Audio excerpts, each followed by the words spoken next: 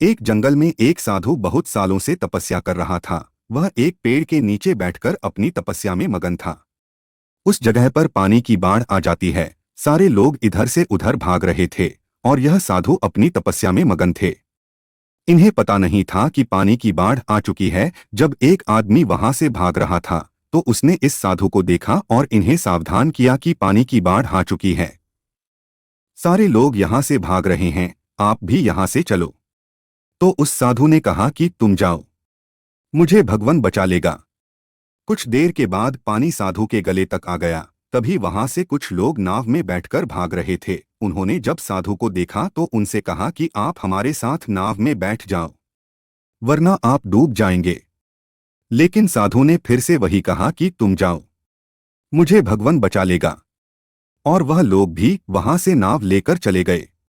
थोड़ी देर के बाद जब पानी बढ़ने लगा तो वह साधु एक पेड़ पर चढ़ गए।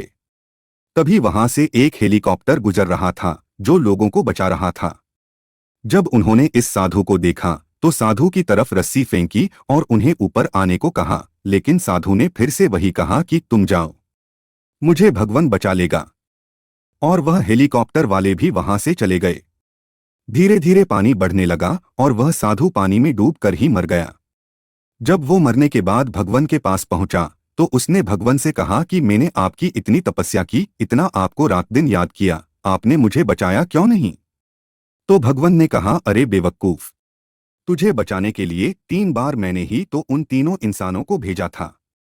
एक बार पैदल, दूसरी बार नाव लेकर और तीसरे बार हेलीकॉप्टर लेकर।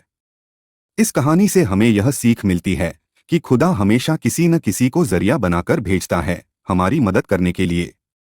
लेकिन हम अपने घमंड में उन्हें पहचान नहीं पाते हैं और ऐसे मौके हाथ से गवा देते हैं।